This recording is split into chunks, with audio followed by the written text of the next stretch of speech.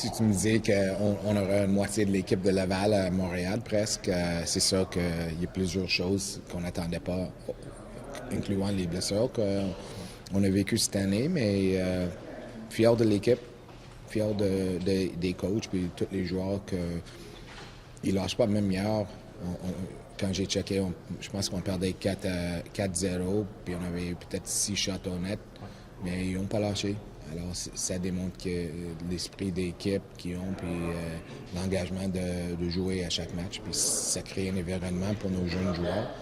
Puis des leçons. Pour des leçons aussi, c'est pour la culture, puis pour la future. Au début de l'année, quelqu'un m'a demandé ça serait quoi une saison de succès, puis j'avais dit si on voyait un développement de nos joueurs individuels, mais aussi de notre équipe collective. Puis je pense qu'on l'a vu. Je pense qu'on voit que c'est pas juste les jeunes qui deviennent des meilleurs joueurs. On voit que des vétérans qui continuent à avancer leur jeu. Puis je crois que nos coachs ont appris puis changé beaucoup. C'est sûr qu'ils ont beaucoup d'expérience comme joueurs, mais ils sont jeunes comme coach. Alors c'est fun de voir que tout le monde avance ensemble. Et on dit en français le verre moitié rempli ou moitié vide. Puis je pense que j'ai toujours été moitié rempli. Alors, c'est sûr, avec le manque de quelque chose, l'absence d'un joueur, ça permet à quelqu'un d'autre d'arriver puis de gagner démontrer qu'est-ce qu'ils sont capables de faire. Puis pour nous, on voit que, écoute, il y a beaucoup de jeunes joueurs qui poussent pour être des joueurs réguliers dans la Ligue nationale. Premièrement, techniquement, ils sont bien organisés comme équipe, mais c'est aussi son moyen de chercher le maximum de tout le monde.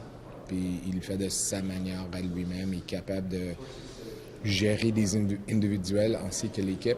Alors, j'avais dit au départ que ça prend une certaine intelligence émotionnelle aussi pour être un bon coach dans la Ligue nationale ces jours-ci. Puis on le voit de matin puis de tous les coachs. J'ai eu la chance de le connaître très bien comme personne. Puis, comme nos femmes diraient, la plupart des discussions étaient autour de l'hockey. Alors, tu commences à connaître son moyen de voir l'hockey, de penser de l'hockey. Mais normalement, même si je crois que j'ai les réponses, j'aime beaucoup de demander des conseils des autres. Puis, j'avais demandé à Vincent, puis le Cavalier, puis il avait dit écoute, quand tu repêches un joueur, tu le repêches pour son potentiel.